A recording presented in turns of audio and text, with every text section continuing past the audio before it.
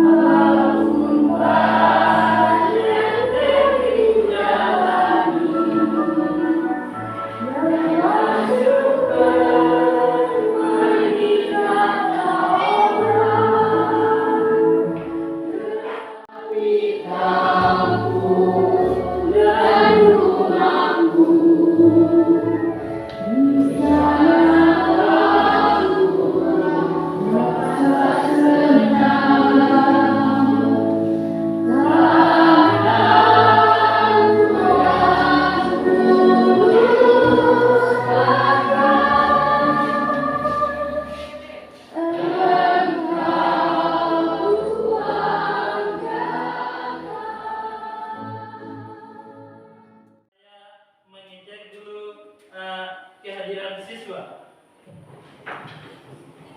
Ya, ketika ada temannya sakit atau izin disebutkan anak atau disampaikan. Pertama Ananda, Andi Ayul Sakila, Andiki Agan Saputra, sakit deh. Aprilian, Asrul, Bulkis, Dias, Dirga, Elmiatika, Gian, Arisman, Markus, mana Markus lagi? Marlin, Muhammad Farhan, Muhammad Nur Samsul, Muhammad Rizky Aditya, Muhammad Rajim, Muhammad Edjan Rehan, Rafael, Randi Pongkapadang, Sakina Hilmi. Ada tujuan pembelajaran kita pada hari ini, yaitu poin pertama, peserta didik mampu memahami informasi berupa gagasan, pikiran, pandangan, arah atau pesan dari teks deskripsi dari dongeng fantasi, menemukan makna tersurat dan makna yang tersirat. Ya, tujuan kedua, peserta didik mampu mengidentifikasi struktur dongeng fantasi. Lihat, ada 4 struktur dongeng fantasi. Pertama, tadi dikatakan orientasi. Kedua, konflik. Ketiga, resolusi. Keempat, ada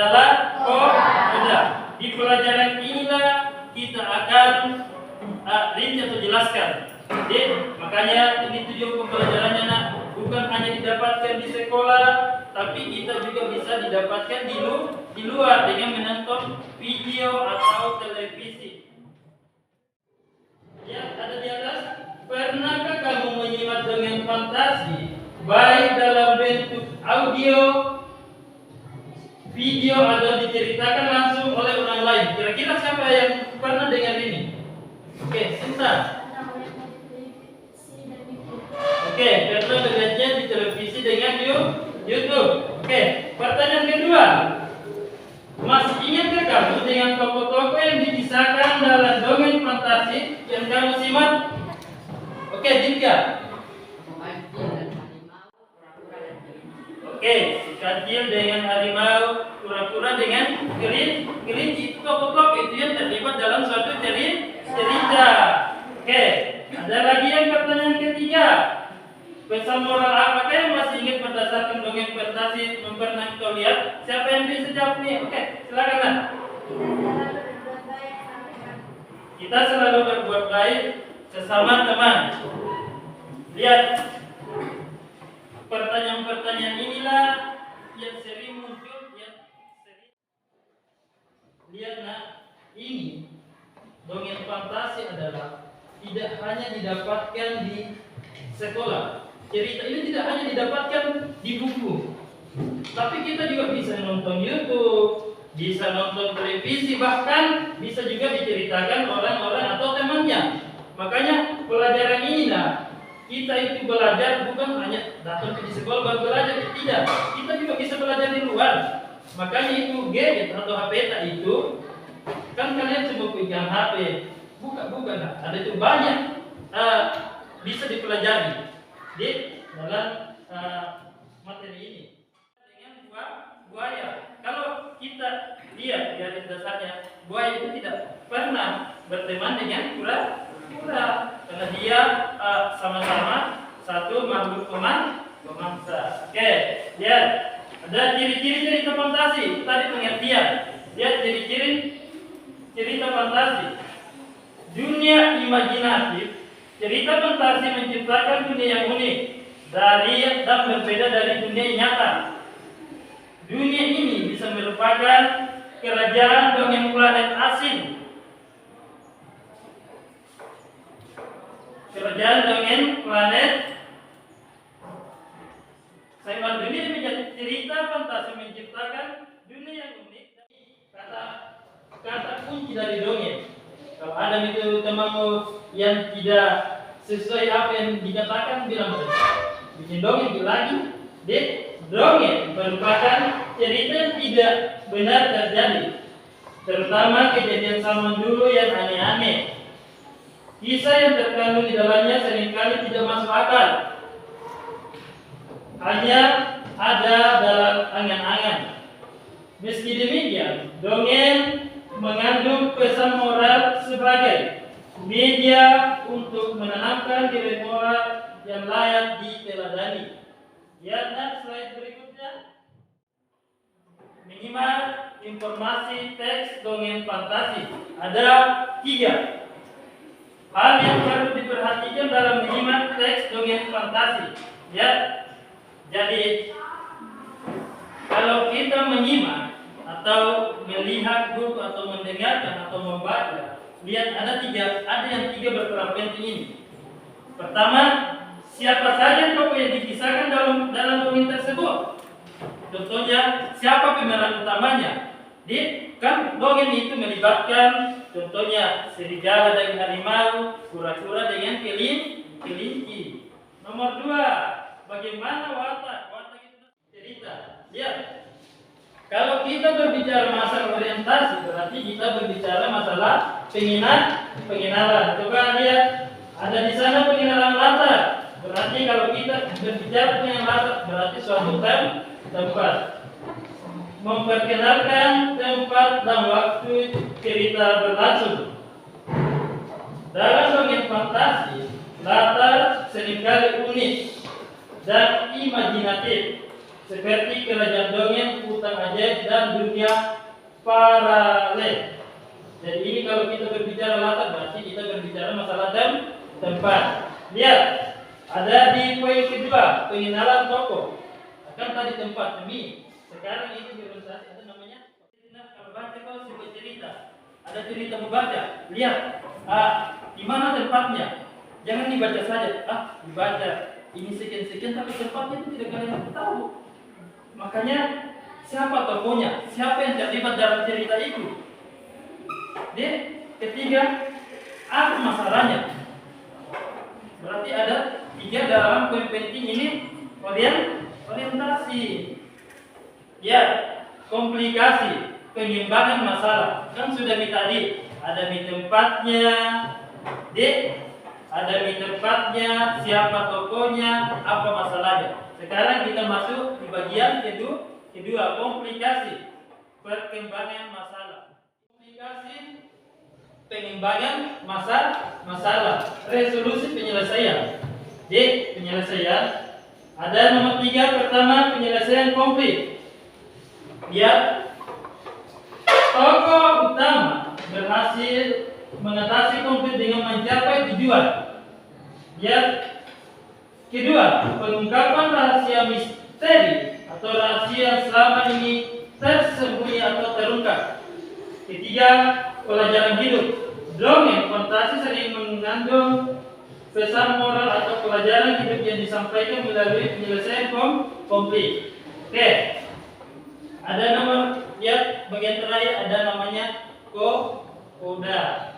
Koda itu penutup sebuah cerita. Lihat. Ada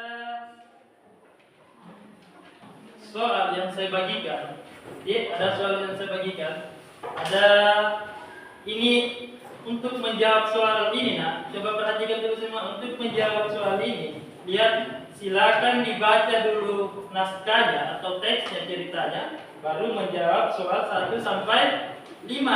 Jadi kunci dari permasalahan soal ini atau jawaban dari soal ini ada pada teks atau cerita.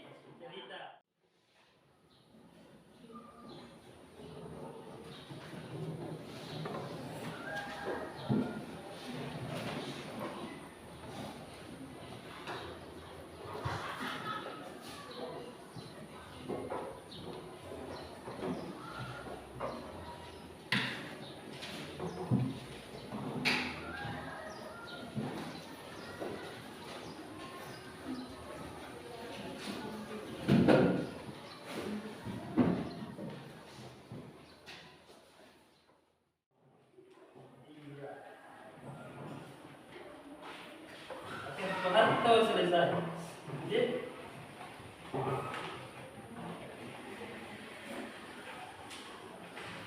Makanya ketika kita berbicara cerita fantasi atau dongeng, lihat apa yang diminta soal.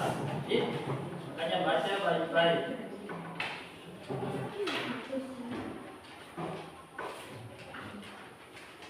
Kalau yang di sini, gimana? Selesai?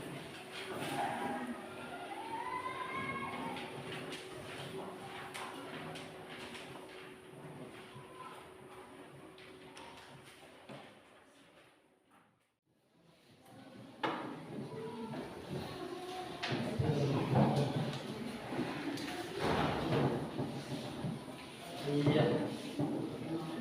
Dan sebelah sini, sudah selesai. Oke, konvensi kunci pada itu permasalahan ini membaca.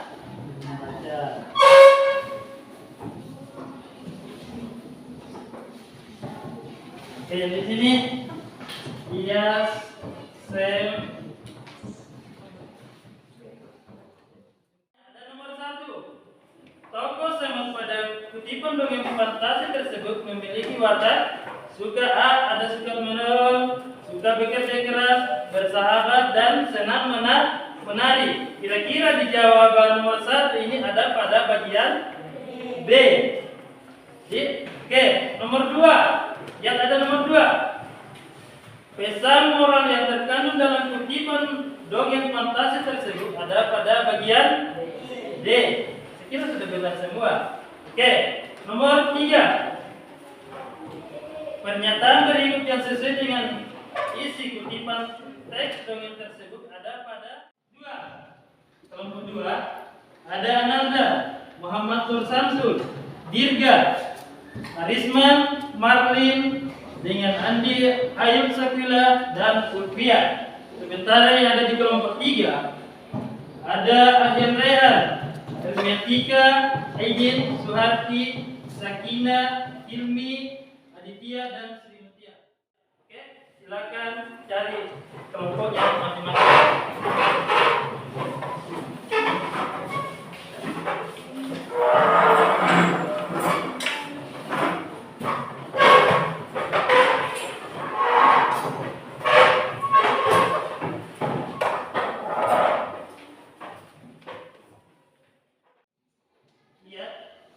Diperhatikan dulu. Ini ada lembar kelompok, ya, ada lembar kelompok. Silahkan tulis namanya temanmu. Contohnya kelompok 1, 2, dan 3 ada pada isian ini.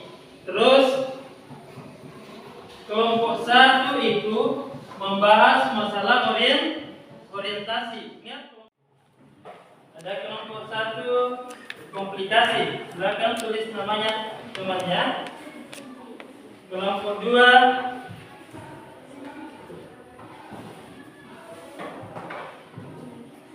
orientasi, komplikasi dengan resolusi.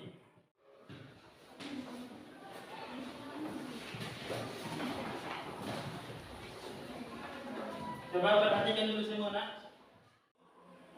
Silahkan tulis di sini. Tulis di sini kelompok 1 orientasi. Tulis jawabannya di sini.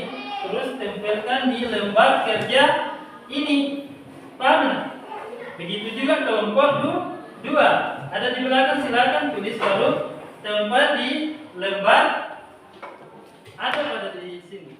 Di kelompok 3 juga.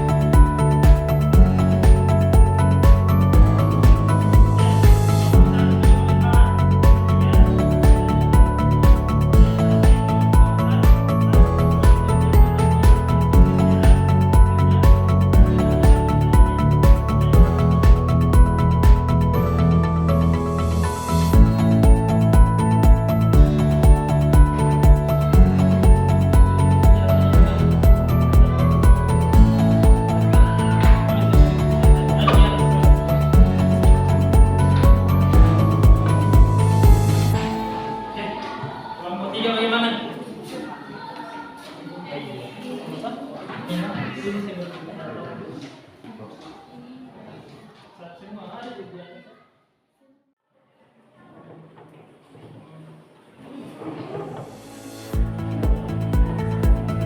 Ada di atas, ada di atas.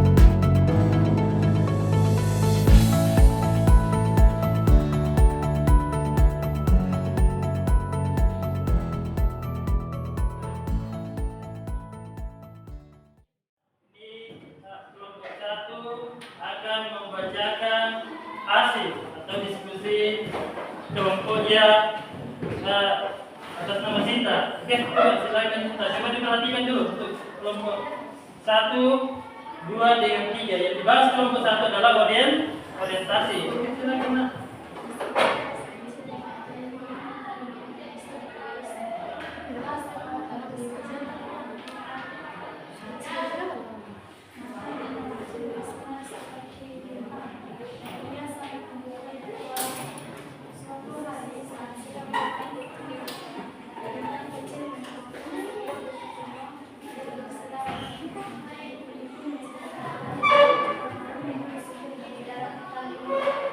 Oke, yang tepuk tangan.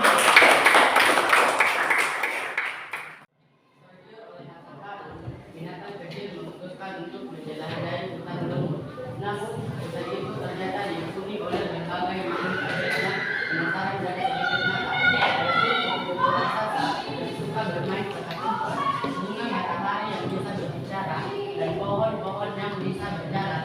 Bintang kecil harus melewati berbagai rintangan dan teka-teki untuk menemukan harta karun tersebut. Oke, tepuk tangan. Dan kelompok 3. Coba diperhatikan, kelompok 3 akan membacakan hasil tugas kerja kelompoknya. Oke, silakan Sarti. Setelah melewati hutan yang penuh dan tanah, Bintang menemukan harta karun itu. Ternyata harta karun tersebut bukanlah emas atau harta permata, melainkan sebuah mimpi ajaib yang dapat membuat hutan penuh menjadi lebih subur dan indah. Bintang betul menyadari harta yang sebenarnya adalah persahabatan dan keindahan alam. Oke, tepuk tangan. Oke, sekarang silakan berdiri dulu. Kita bermain game.